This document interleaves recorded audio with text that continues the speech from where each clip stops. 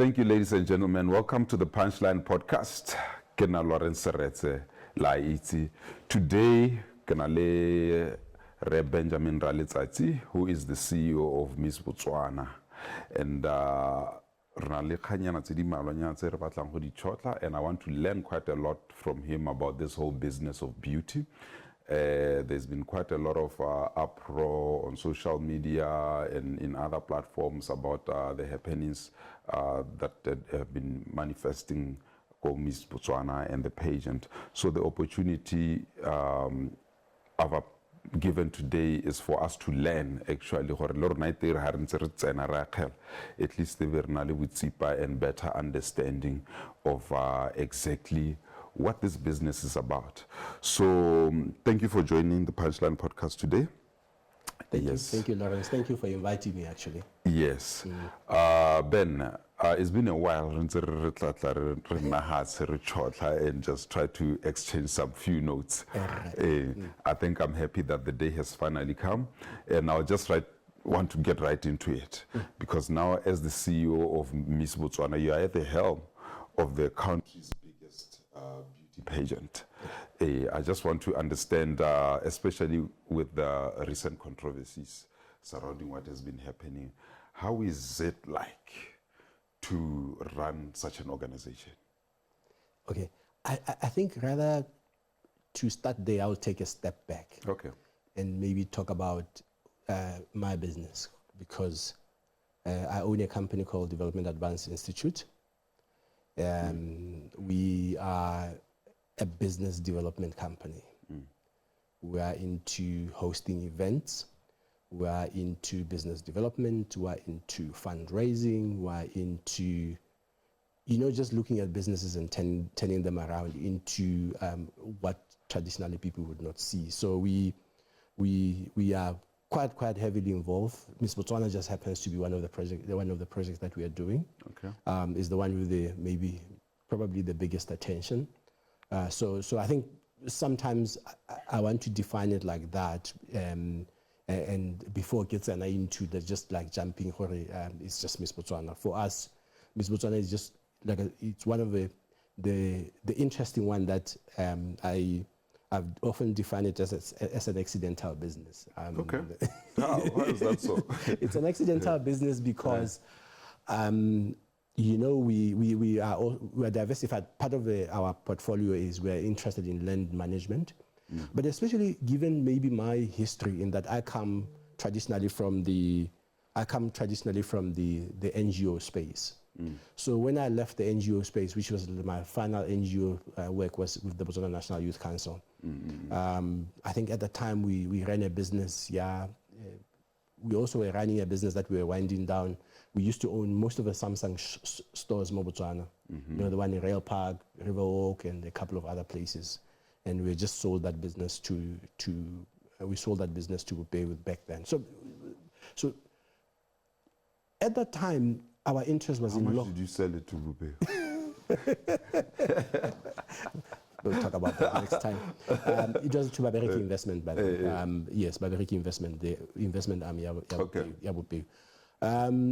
We at the time I had always had an interest in low-cost housing.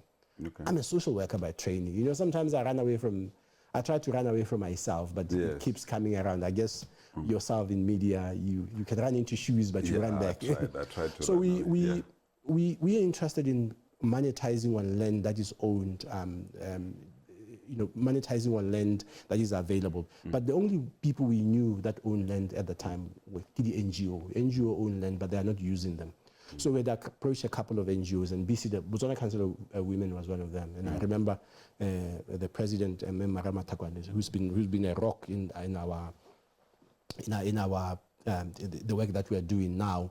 I approached them and I said, look, I know you own the daycare center.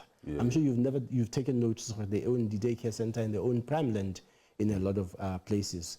And then my question was like, can I help them monetize on the land? Can I also help them? I'm a fundraising person, knowing how to raise money in the NGO space, having worked for PSI, Population Services International, FHI 360, and the Botswana National Youth Council, where we did well in that space. So I approached them with that. But when we started talking about it, one of the issues that kept coming up was Miss Botswana. Miss Botswana was one of the things that was bothering them. But having met Miss Botswana, Kobe NYC, I said to them, why don't you give me this thing? Let me sort it out, and then we can talk about the land. Yes. Little did I realize that it will become one of the biggest, either the biggest challenge, opportunity, or whatever you want to name it, that you want to define it. Because interesting enough, it's defined by many things. So that's how we entered it, as coming from there. That's why I call it accidental. When was that? This is in 2018. Yeah, 20. We started talking about it in 2017, but eventually took it over in 2018. Okay. But once you step into, once I stepped into Miss Botswana, then we have this thing: you step in, but you step out and say, but what is this animal that we just adopted? And then you realize the animal is much bigger than you would have thought. Okay. I think back then, and I think I don't think I've convinced anybody yet. Back then, initially, the first few days I thought Mabunte, but quickly I realized it's not. Mabunte is just a showcase. Yeah, it's just a showcase. Back then, we then realized, oops, we've just stumbled into something that is much bigger than what we had anticipated. Bigger in this context. You know, as a country, the biggest product we sell, and we sold even at that time, that drives our economy to date, was diamonds. And when you just delve further, is that you talk about these diamonds, we're talking about Jwaneng diamonds, for lack of a better word, because you're talking about the Jwaneng mine, which is the most expensive mine in the world by volume. No, not by value, by value and volume. Yeah. Now the Russians have surpassed us by volume. So the big question was that, but what happens to those things once they are mined? For them to now become valuable, and they need to go into the beauty space. Of course. So we started, now for us the light bulb came, and I'd like to thank a couple of people, and I think I was sitting there with the likes of Basadi Masimolole and a couple of other people, the likes of Greg Suter and others, and we said, but we are in the, actually, diamonds, for diamonds to work, like we want them to work, people need to feel beautiful. Of course. So when people feel beautiful, they buy more diamonds. When people buy Jola, in relationship, they buy more diamonds. When they bling, they buy more diamonds. So we then said, no. Well, actually, we need to look into these things, that we need to expand how it is that as Botswana, we are actually in the beauty industry. We are not just into mining, because the moment we see ourselves being in mining, but the moment we see ourselves being in the beauty business, then we are playing the value chain all the way. The value chain. Yes. Look, numbers that they can vary. I mean, if you Google them, they are saying the diamond industry is 90 billion. But the beauty industry is 800 billion. And I'm saying, look, if we're enjoying 5%, say 5% of the diamond industry, if we just move that number and enjoy the 800 billion, we are moving our economy right from an economy, a middle income to a high net earning economy. And if you looked at the value chain of what this thing offered, we thought, it's massive. So right from 2019, we drew a strategy that said, in 5 years, we want to transform this thing from just being a narrow beauty pageantry to now addressing the beauty space by being film, makeup, whatever, all of us go into the beauty space before we come here. And I guess the first 45 minutes of your life before you came here, the first 45 minutes of your day, you spend it with tapa or shave or ring. That's the beauty industry. So for us, we started looking at it that way. We looked at it as a value chain. We looked at it where it's not something that we do because we have nothing else to do. As a country, we need the beauty space to work for us to make money. We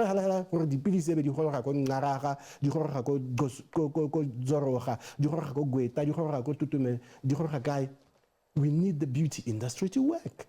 Because only when the beauty industry works does the sales of diamond go up. Only when the world is feeling beautiful does the world go up. And for us, we said, beauty is a core business to this country. It's not something that we do because we have nothing else to do. It's something that we do because... Tourism, it's beauty. Yes. For me, that came in the later years when we started saying, but wait a minute, but what is Botswana as a country? Then we started to really define ourselves. Botswana, we are just a beauty industry country. Right from our diamonds, our most beautiful women. I think we have the most beautiful women in the world, and that I can't argue with. our beautiful women. No one can argue with that. Nobody. I mean, I'm married to one. I have to be. I'm married to one, so I have to be loyal to the one. And one is my mother. So no. So everything about Botswana is beauty. Our diamonds is beauty. Our women is beauty. Our delta is beauty. Our elephant is beauty. So for us, it then has become a drive in the next 3 years, which is the final years that we hopefully are hosting and be a custodian at Miss Botswana, to say, we want to sell this beautiful story called Botswana. Okay. That is the cradle of mankind. That is the cradle of humanity and everything else related to what we do. So I wanted to take you back so that by the time you talk to the controversy, you realize how our paths are. You know, what you see as controversy, for me, I see it as an opportunity where we need to express ourselves. Yeah. Okay. So what's the business? What's the core business now? The core business is that we, every day, you know, men, I like just giving these examples and I hope they make sense. You know, the reason why DSTV survives right now is because of the Premier League. Of course. Yeah. They can't argue with that. Yes. And then I talked about the beauty industry. I say every person you know, every day, it doesn't matter how you go, they go and look themselves out to say, do they get likes because basupile, and that's content. So we are a media company. We sell content, we sell images, we sell brands, we associate with brands, and we sell people following the story that we're doing.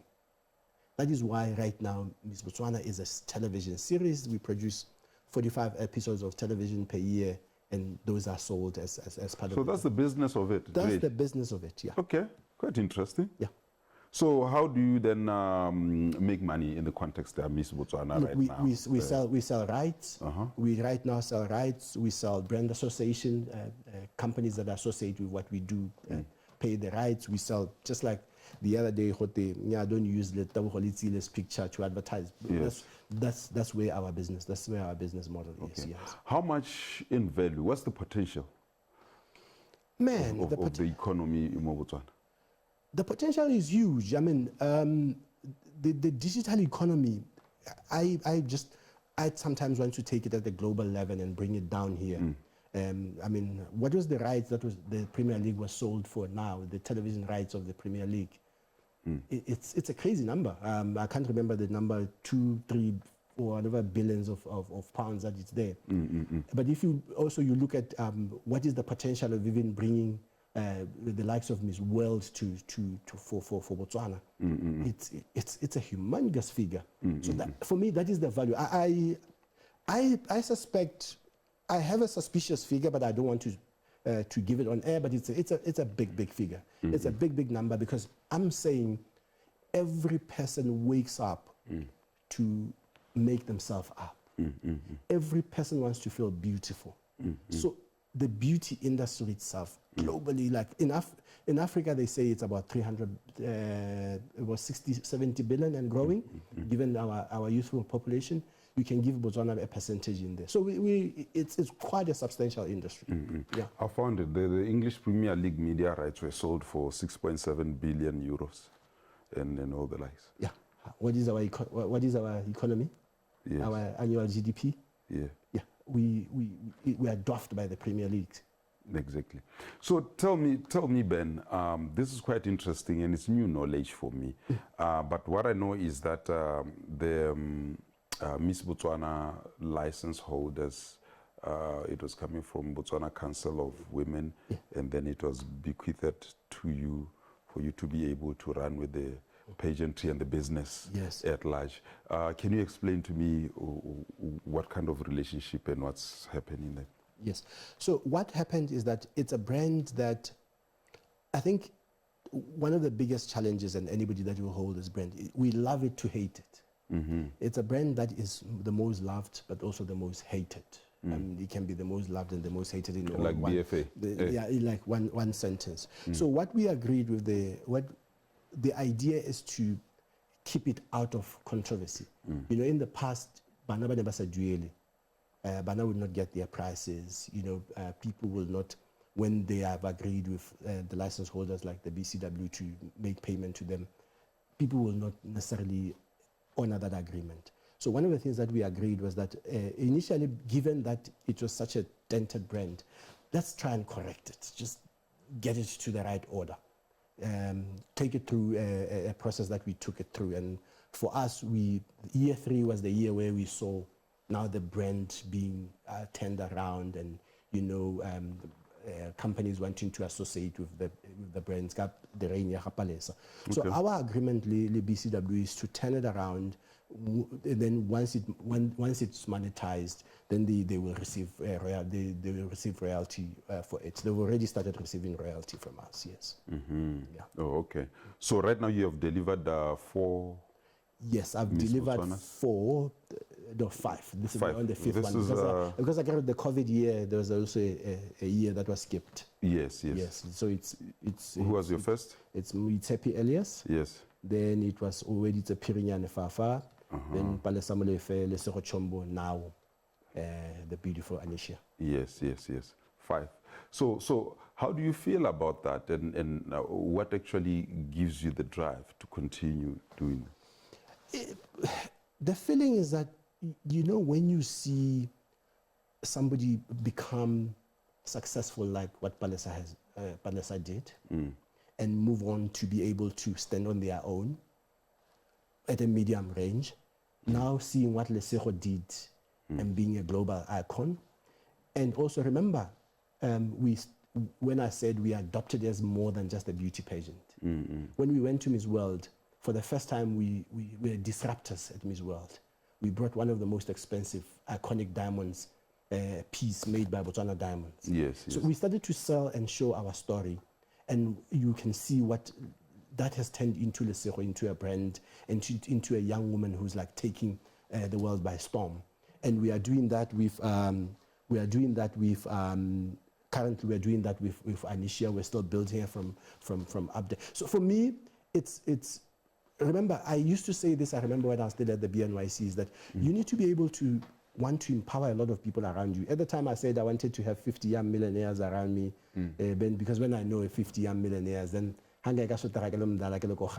me, it's about that. It's the empowerment that it brings. It's the highlighting of the industry. I mean, I can tell you the amount of change that has happened in the beauty pageantry, because with that change comes everything that goes with it. Makeup industry goes up, hair industry goes up. Everybody is like busy, and you are creating a whole new economy around this thing. So for me, that's the excitement. Plus, it's a profitable business for us. How profitable? Very profitable. How profitable? I could just say it's a pretty profitable business for us. Tell me about this. How do you work with these young girls as they come? I would like to understand the process. So if you look at, I think the question you are asking is how do we end up with the queen?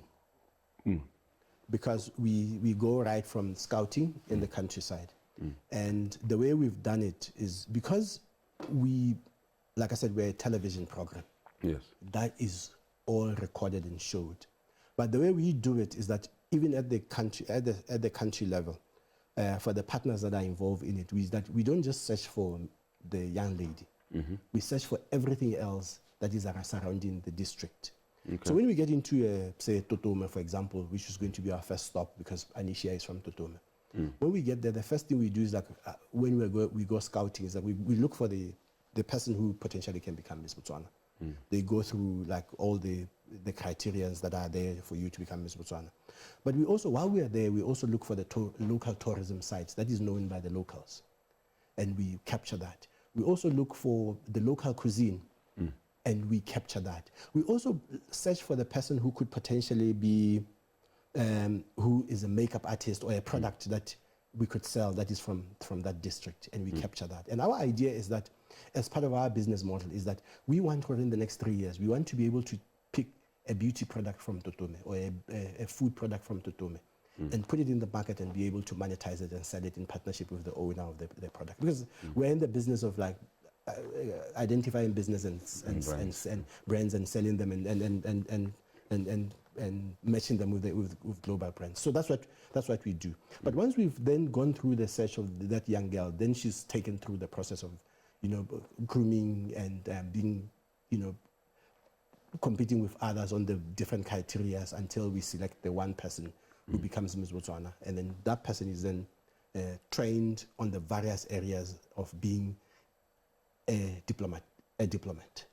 Because you move from just being an ordinary girl to being a diplomat of the country, meaning you need to represent the ethos of the country, you need to know what the country is doing, you need to go through all this, you need to be a brand representative, because the brands will need to put their things more for them to know that they get a sale out of it. So that's the whole process. So but once the person wins in Miss Botswana, it's not, for us, it's not a once-off thing. It's a year reign. So when you win Miss Botswana, we take over everything about your life, right from your housing to your transport to your clothing to your food to your everything. So it's an all when you win the Miss Botswana prize, you actually it's a very big prize, because you don't have to worry about your transport, your food, your clothing, your makeup, your hair, your whatever, for the 1 year that you are reigning as Miss Botswana.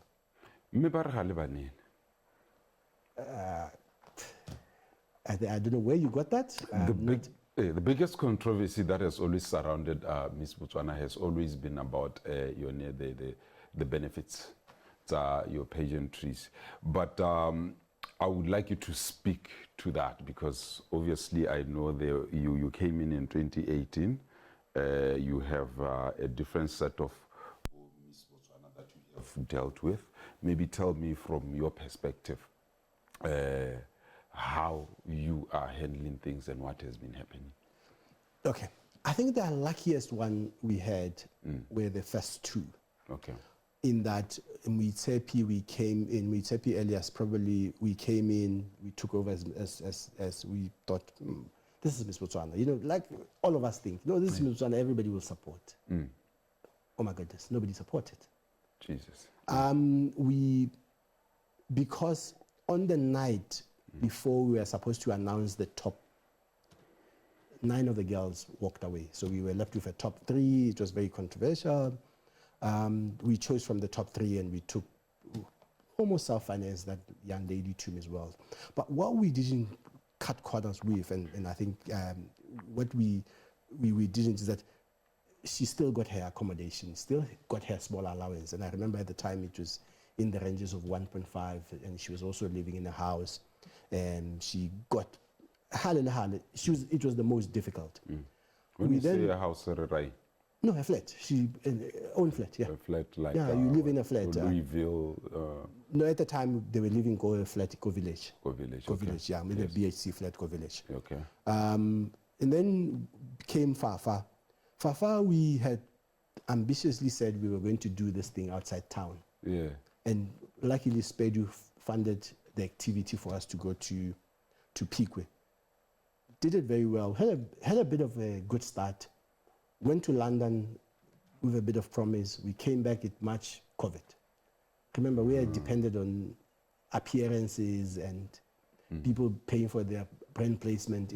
It was a different period. Beauty was no longer a priority. Beauty was no longer a priority. That's why even people were even not buying even the very commodity that we like to sustain our economy. So yeah, so we went through a back and forth. I mean, we maintained Fafa's allowance. She had a house to live in that we were paying for.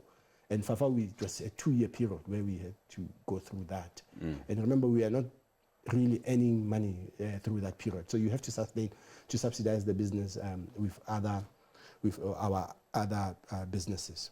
And then came Palesa, a little bit better. We increased the prices. Of course, she did very well at Miss World. I think that's why she got so much attention. You know, I like to say she mesmerized the world. And I think for me, Palesa got her prizes. She walked away with good money from the taking some Miss Botswana. And something that I think we don't discuss a lot and we don't disclose a lot because, you know, I don't know how much you earn here. Why is that the case? Because the thing is, like, you have a person who works for you for 1 year. Do you want to really disclose? You can disclose maybe the known prices, but you do want to disclose how much you are paying each other. You know, that's that's her personal information, and I think if they want to disclose it, they can disclose it. But they walk away with fairly good amounts. They're not competing in South Africa because we are not in South Africa or any other part of the world. But for an average young Motswana girl, for Motswana young women, you know, it's good amounts. It's good amounts. They make decent amount. Of course, we've a bit of a struggle. I mean, because at that time, you know, even the partners is not as consistent maybe as you want to be. So we went through Lesego, same thing. We fulfilled all the agreement that we had with her, and we were able to pay her all the fees that she was able to earn, and she's continued to earn a considerable amount of fees. You know, you can see the work that she's doing, and we're hoping to transfer the same benefit to Anicia. Okay. Who's your biggest sponsor, or who has been your biggest sponsor? They've been different. I mean, private sector, we've seen Lucara being one of the biggest sponsors, you know, because they understand, you know, Lucara was one of the first companies where we didn't have to explain ourselves. We don't explain ourselves because they understand that we need to sell our diamonds to the world. They're discovering some of the biggest diamonds to the world. You know, they like the likes of Sedila Rona, and currently the one that we need to name. And then we've other ministries like the Ministry of Youth have chipped in. Other ministries like the Ministry of like BTO have chipped in. We've had the likes of BTV, you know, buy into the rights. You know, every year buy into the rights, so that they are the only one exclusively giving us the rights. You know, giving the rights to go. That's why you only see the finale and other things. Some Miss Botswana only on BTV, and a lot of other private and especially private individuals. You know, like we've had a lot of SMMEs that support what we do, because Miss Botswana is a very big, expensive undertaking. In that, the big halabaloo, that the big complaint Miss Botswana normally is her wardrobe. Yes, so of course. Just this week alone, I was actually going to get there. Just this week alone, she's been to. She's going to attend about 6 events, and you have to do a new outfit every time she goes out. Damn. It's a big undertaking, and you are talking what? You can range. You know, you are talking shoes, bags, hair, makeup, whatever. I'm told that sometimes you become very conservative about your expenditure before the actual pageantry event, because you're trying to balance the expenses and how you're using the money. Look, Miss Botswana is a very expensive undertaking. Of course, you have to be conservative about how you are conservative about what you say about the or what you spend, or what you say about what you spend. Like I said, it's a very big undertaking. Yes. Let me tell you, just this morning, she was coming from seeing Rakare. That's a new outfit. Yesterday, she went to see somebody, Minister Rakare this morning. Yesterday, she went to see somebody else. That's a new outfit. Tomorrow, she's meeting the president. That's a new outfit. On Saturday, she was at the Women's Awards. That's a new outfit. What kind of a life is that? So every day she has to have a new outfit. She has to look different. She has to look different. We're in the business of we are trying to turn ourselves into a Milan or Paris or France or whatever it is that you want.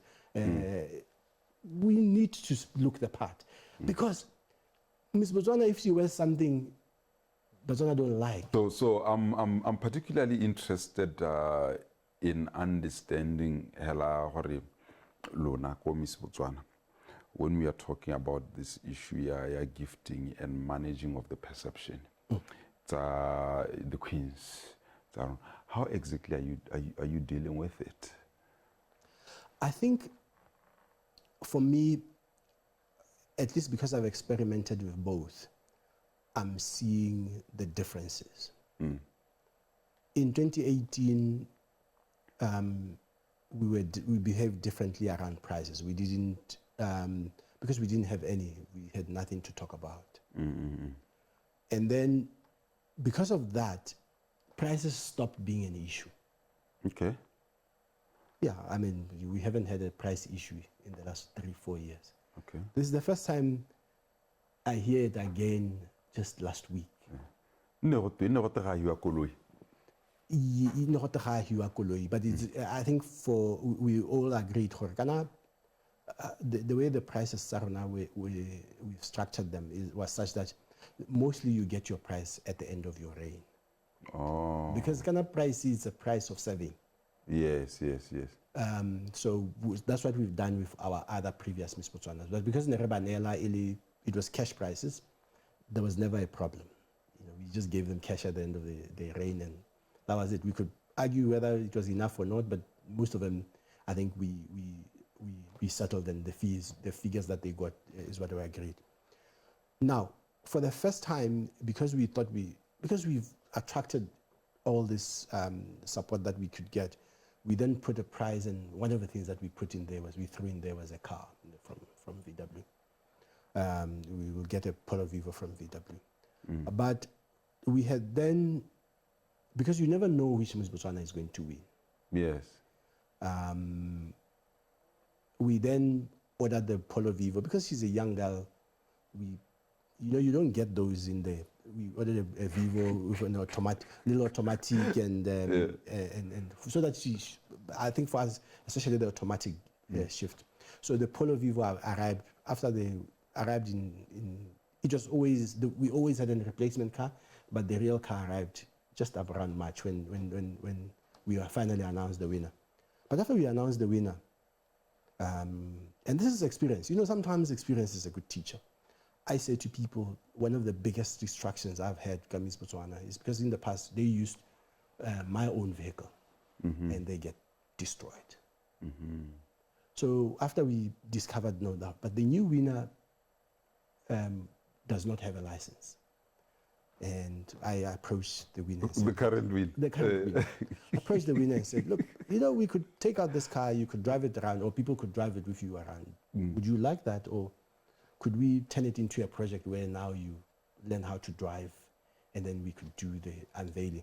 Even though the agreement would have been we give her the car when she leaves. That's her departing thing.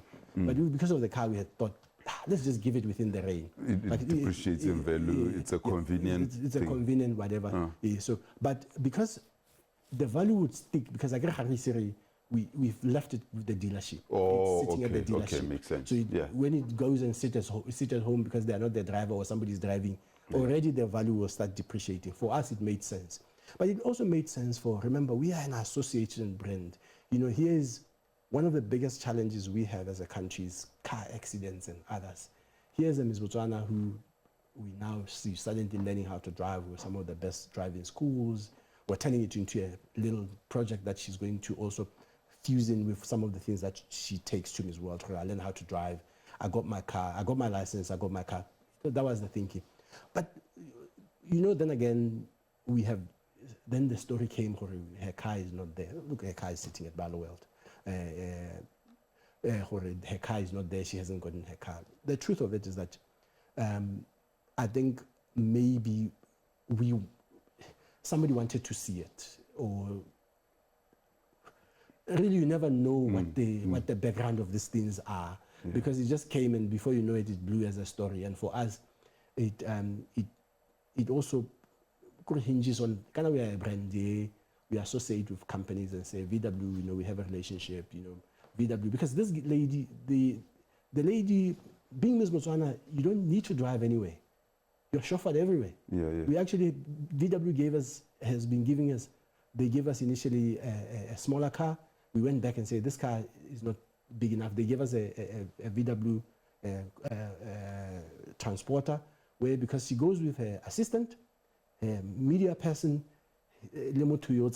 so normally she has a crew of about 5 people. So we have a VW transporter that this forms part of our relationships that we have with companies. We've positioned. If you see her everywhere, she's in a VW. Everything that is official, and maybe somebody might not have noticed it, but you see her everywhere, she's in a VW. So that's the relationship. That's the sponsor. That's the sponsor, in that we have a relationship, then we are going to get this car. So how did you deal with the issue now? how do you deal with the issue? I think for me, you have to engage the people who have picked up the story and say, but the story that you're dealing with, actually you are, and we agreed with the person who picked up the story. One of the things that people then got is that people then got angry and started tagging VW itself, and I think, or even mentioning names and doing, so we went with the person, because sometimes, Lawrence, you're a storyteller not because it's your story. You're a storyteller because somebody somewhere is telling the story. Yes. When as a person who's relaying the message, you're not necessarily, you're just a messenger. Yes. So we went to the messenger, but the messenger, this is what we're trying to do. We're trying even to launch the new year of Miss Botswana, where we are going, because when the current is raining, we launch the new rain. And one of the things that we are going to do, and I like the pictures in your, one of the things that we are going to do is like one of the vehicles, the VW, the Combi, we're going to brand it with the picture of Miss Botswana. Because like I said, you remember I said when we search for a Miss Botswana, we also search for the local art. Yes. So we are putting the Combi into a piece of art that will be going in around Botswana, painted by a local painter, as part of just the storytelling that we are. Because like I said, our business is storytelling. Of course. So we are going to, the launch of her car and everything around our partnership, VW,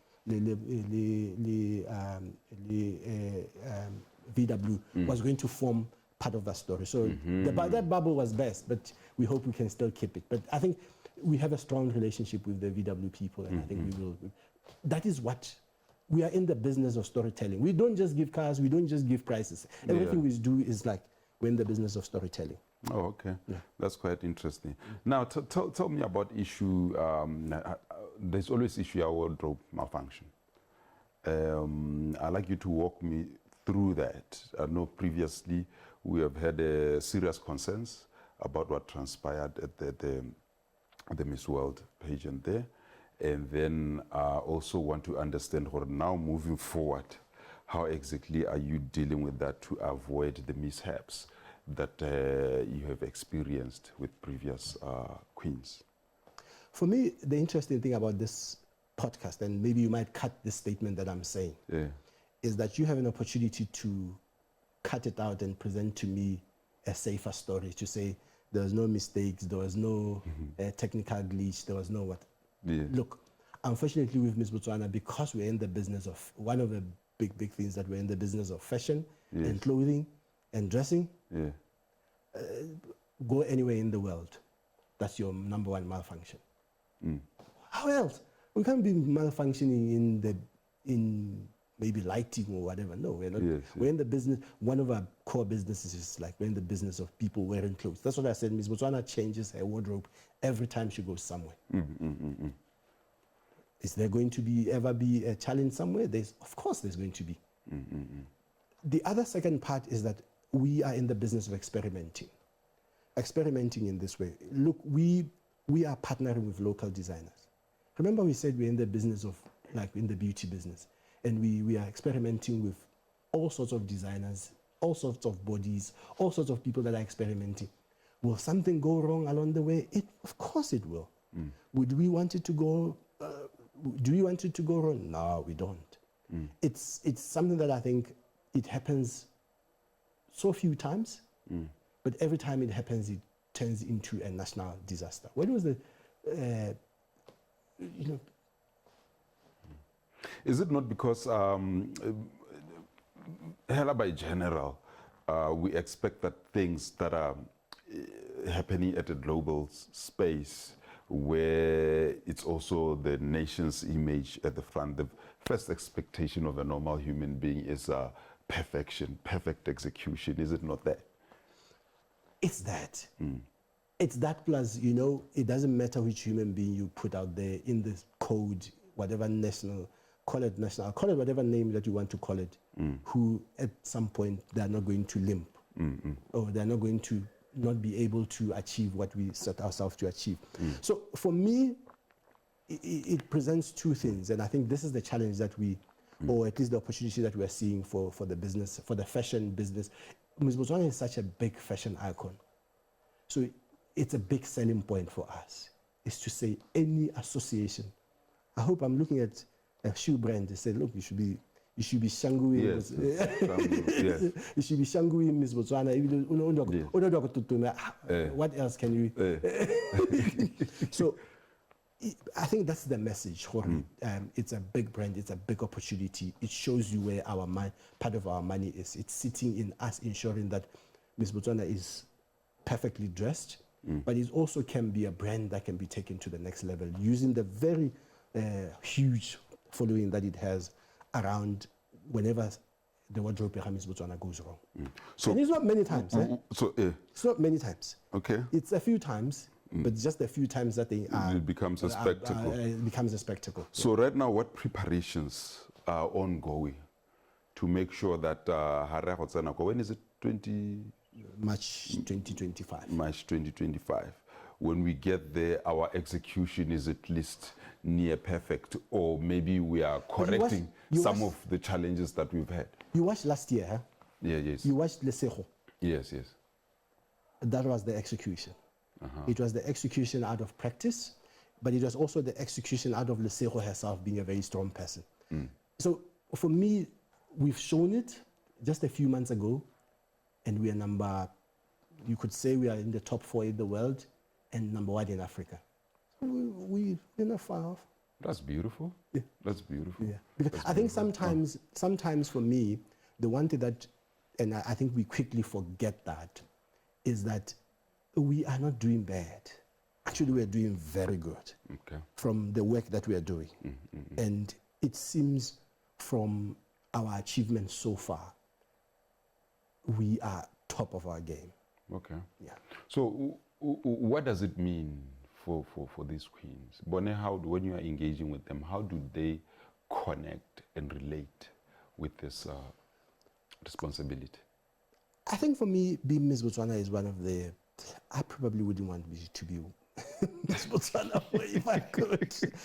It's one of the toughest jobs you can. You know, you are just whoever you are. Next thing, you are expected to behave like this.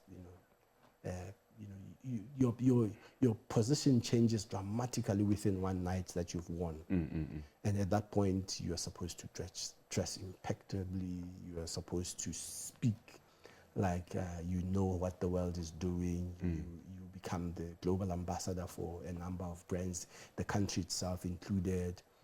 I think the pressure is huge. And all of a sudden, you can't drink there, you can't go there, you can't go be clubbing. seen in the pub, you can't be seen in a combi. The previous night.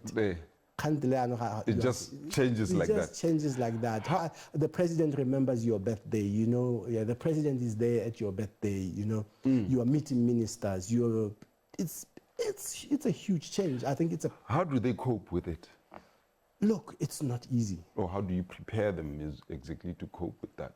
Because I can imagine the depression and the pressure. Yes, the depression and the pressure is real. We as an organization are constantly having to shift a lot of things. They are constantly having to go through therapy and other mental strengthening exercises. We are learning from other companies right now. Because remember, it's been a growth, but from the era Lesego and Palesa, it went boom, up. And I know companies like Big Brother and others, you know, what they do is like they have a mental preparation for just not you, for you, your family members and other people. Because suddenly you are stuck with this person who is very famous. Everybody is giving you their own opinion on how they think that person should behave or not behave. It's a big step up. It's a big step up. And so for me, it's something that I think we are continuously strengthening. That's why we try very hard at it, and we are realizing now it doesn't work.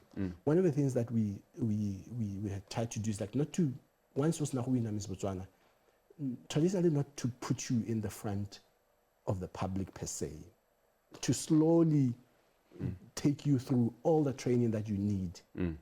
Because we do it through the top 10, but once you become the winner, we then slowly take you through the training and other things to try and empower you, to try and get you to the level where you are able to deal with all this pressure. But it's never easy. It's never easy. I don't think So you have a counseling person. Yes, we have a counseling. we take them through counseling. We take them through like speaking. We take them through handling media. We take them through handling everything. We take them through international relations of how. So they are not allowed to date. They are allowed to date. I haven't seen much action in all the four that you've mentioned. We'll stick to the four they become so busy that I think during that year it's a very short year. Because I'm trying to imagine as a boyfriend to this young kid, and then all of a sudden she's a world superstar. Things have changed, you know. Things have changed. Welcome to the world. How do you handle it as a guy? I mean, welcome to the world. Have you ever came across that? And had to deal with tears and. I have had to deal with them, but not as tears, whatever. Amazing enough, as you go through the process of being top 10, we also do bring such up to say, look, the potential is that you're going to be an icon, and it may affect your relationships. So that's why we're saying we're constantly improving on how we deal with that. But so far, I haven't had to deal with any boyfriend, girlfriend issues. No, I would be lying. I think I've left that private life to the queens, and I'm very happy to say, Bana Botswana are top of their game, and I haven't needed to worry about it. So they're not allowed. Is it in the rules that they can't have a child? Yes, while within that, because it's a very short time. It's a very short time. I mean, it's a very short time. Just a year. Yeah, because then you're not going to. You're not going to reign. Remember, it's even we are encouraging younger women to be able to, younger unmarried women to be able to do it. Yeah. Okay. Once you get there, then you also don't enjoy the benefits of your reign, the duration of your reign and all the likes. Yes. Okay. So what kind of support are you getting from government? Say, how is the working relationship in terms of making sure, like we were saying earlier on, you may be running this as a CEO with your own company, but the responsibilities are a public responsibility, really, and it is an issue of national interest. How is the working relationship, and what kind of support are you getting? We are getting a lot of support from government, and from all levels. Botswana is a very small market, mostly dominated by, when you're not getting government support, you're either getting it from a parastatal, who are probably the biggest players out there. So we are getting a lot of support from government, right from just recognition. Like I said, this morning we were meeting Honorable Rakare, and they've always played a part in the wardrobe and part of the wardrobe and ensuring that the lady travels with their family. So we are getting a lot of support from that end, and we are getting a lot of support throughout the ecosystem. Is it enough? Man, the priorities are many for government. I wish we could get more, because I think the value that we could bring, I mean, for me, you look at it now, the line that I'm pushing to say, look, 2026, I want to host the world. I wish we could get more support. You want to host here? Yes. In 2026? I want to host. Tell me about it. Look, we're very ambitious about it. In our first 5-year strategy, we had said on the 5th year we want to host Miss World, which would have meant we would have hosted Miss World in 2024, this year. This year, yes.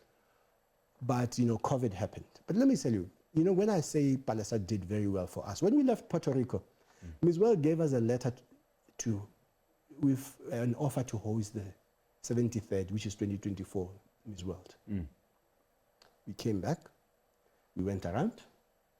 I think we were not ready. People we were talking to were not ready. The cost was huge. How much? $10 million. 10 million. You have to raise $10 million $10 million to pay Ms. World to host, which is a 141. It was 120 then. Now I think it's $140 million. Is it worth it? Well, the numbers are good. I mean, you get a global viewership of 1 billion. You create, the return on investment is amazing, but it's a huge impact number, single impact number to any economy. So we've been back and forth. So we got that offer in 2023. Okay. When we left Puerto Rico, thanks to the good work that Palesa did. When we came back and say we reset and say we are doing a new strategy. We've also set that as what we want to do. Right now, there is an interest by Miss World. I think we just finalizing. It's now to get the whole ecosystem and the structure to agree. But I think we are almost getting there. For me, that's the ambition. That will be the legacy project for us, because it will then bring the attention of the whole beauty industry, the whole world that is looking at beauty to the world, and it defines who we are as an economy. That's quite interesting. So you are going to host it? Yes. Have you already garnered support in terms of fundraising? Yes. What are the conversations? The conversations, like I said, from the ministry's point of view, I think we have 1 or 2 ministries that have shown interest. I think we need to tick those off. We also were saying, and we've gone out to the private sector and said, private sector, not the tradition, the private sector, individuals in the private sector, to say, look, there's an opportunity for us to host this thing. The returns are amazing. I mean, you can sell those, you can onward sell those rights for good sums of money, $30-40 million. So we've gone to them and said, can we get the private sector to invest in this thing as private equity and turn it into a private investment with government support, of course. And we have been seeing a lot of positive moves in that. We've gone to industry to say, well, we're sitting here with Punchline Podcast. Maybe, if we hosted the world, it changes the dynamics about the work that we're doing. Where we're going, you will soon see a call coming from the likes of you. We've gone to industry like, the likes of Bema, the Bema. We are soon to meet with Bomu. We're soon to meet with industry we are saying, look, here's this one event that if we did it, is not going to be a development advance Benjamin Raletsatsi just beneficiary. It's going to change how our industry looks. Shouldn't it be time where, even when we went to government and say, government, we as the private sector have raised 20, 30, 40% of the fees needed to get this thing. Can you back us up? But it's also like we are advancing the social capital. Yes. So for me, one of the things that, for me, what is interesting about the likes of Miss Botswana and the likes of what Lisi did recently, where we have 30,000 people at the stadium. Social capital is one of the biggest currency in the world. People buy your products because they know where your product comes from. The association with Adidas, Coca-Cola, and whatever, Le Repo, in the Americans, is what drives the American economy. Exactly.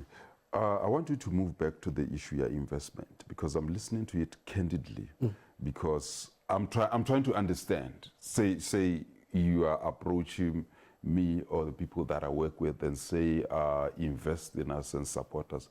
Exactly what do you mean?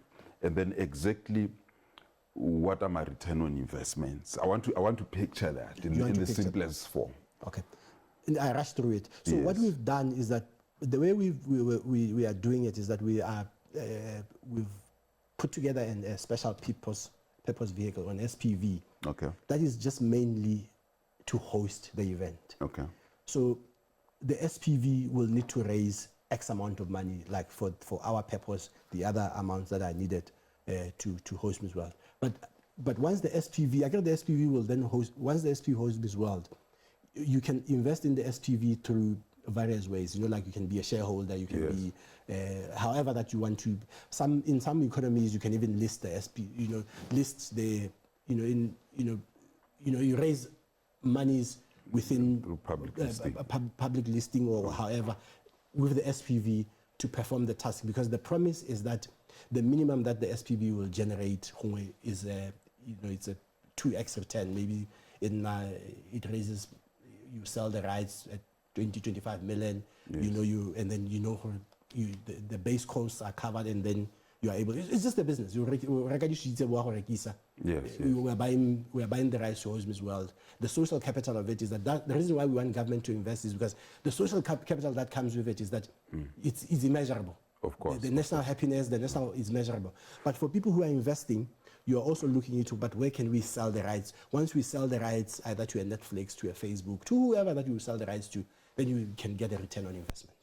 Or meaning that when I invest, I'm practically just buying shares into this activity that is ongoing. You can buy shares. You can just there's many ways that you can skin that cat. Yeah. Figure is huge. I mean, $10 million to get the rights to host Miss World. What does it mean? What would it mean for, or does it not have a connection for the then current Miss Botswana of the time? No, I mean it's a because global. Now it's a global. The value of capital could say to me that if I am the queen, the raising queen, and you are able to raise 100 million, hell, damn, yeah, you should be able to buy me a mansion. I think that's what's equitable. I mean, now there you are equating Botswana to the global market. I mean, yeah, the $10 million is the global, what you need to at the global at a global market. So you can equate it to that. Okay. What happens is that I was just giving you the figures that as they range globally, or what it takes to bring the globe, to bring the 1 billion eyes to Botswana, to bring the 121 viewers to Botswana, to bring the over, the television, if you just look at the economics of it, the economics are like amazing. So, no, I'm looking at it here. They are saying you have to raise 130 million to host this in 2036. Are you sure you'll be able to meet the target? Or Look, is it promising?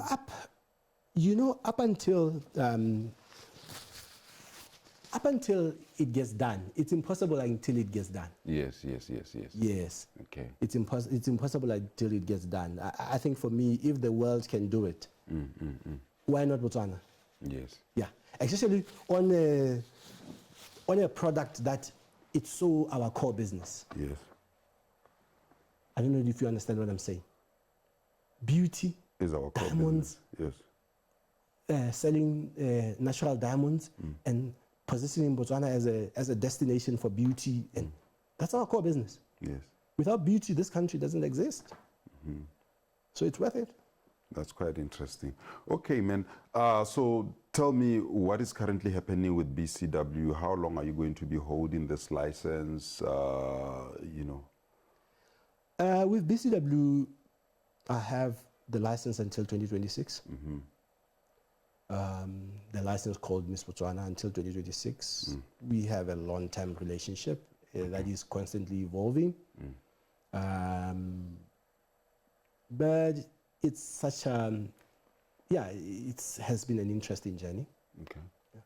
Okay. No, that's interesting, Mr. Raletsatsi. I think I'm quite learned. I haven't looked at the beauty pageantry in the way that you have just explained it to me. And I hope that maybe even our listeners can also be able to relate with it from that context and all the likes. But before we part ways, I don't know if there's anything that you wanted to add and highlight that I might have particularly forgotten. I think for me, beauty, I think the learning for me is having worked in the space for this long, having had ambition to even look into hosting the world, having wanted to change the point of view of Botswana from just being in this kind of beauty pageantry, but rather looking at it, this is something that I think that is a heartbeat of our economy. If I can, one way or the other, influence people to look at it that way, I think I would have achieved a lot. Because I think the missed opportunities in the diversification of our economy is just to only want to diversify on hard products. Yeah. And forgetting that and this is for me, much as we're talking about going to investment bodies and whatever, every time you get and you don't know where the confusion is coming from, because 90% of these companies are invested in Facebook, in WhatsApp, in all the SP 500 and other. Of course. And those are soft target companies. Yes. If I can convince us to see this as just like a valuable economy, especially the soft economy, I think I would have done my job. But so maybe I see more people taking some of the work that we do in the creative space much more seriously, which, because it has proved, social capital is huge. Yes. It's huge. It either can turn a youth of a country into a rebellious youth or a youth that is productive. And if I can do my 2 cents in the years that I've been running Miss Botswana, for people to not just see it and judge it as a couple of women are working on stage, because let me tell you, sometimes they're some of the smartest women that I know. I mean, at Miss World, for example, we had women who were astronauts who were going to space after Miss World. So for me, it has been that, and I hope if I can get more people interested in, I think in a way it can help us just diversify the economy that we are struggling to diversify. Also add another layer of something that our kids, I have girls, I want them when they grow up to be able to do this as part of as a job. I'll be the happiest guy on earth. Okay, last question, but don't you think that beauty pageants are sexist? We are always talking about women as if guys are not beautiful. Because the focus is right now has been on Miss Botswana, because there's also other pageants that are focused on men and on Mr. Botswana. There's Mr. Botswana, there's Mr. World, there's male models, I think there's just resistance, it's a cultural thing that us as men really. One of the biggest growing market in the beauty space is actually men. Oh, yes. Is that so? How? Yeah, in their manicure, in the creams that they use, in everything that men use, actually, it's one of the biggest growing segment of the beauty sector. Okay. So it's just that today we're discussing Miss Botswana. I could stop the discussion and discuss something else, and it would be a completely different discussion, because it's the one that is the center stage right now. Okay. They're not. I mean, these women are powerful, Ren. You can't go there and take a chance. Yeah. That I can tell you. Okay. Because you will get doctors and lawyers and whoever, women who are in the beauty pageantry space. Because you can't win with one dimension. Of course. You can't just bring beauty. Of course.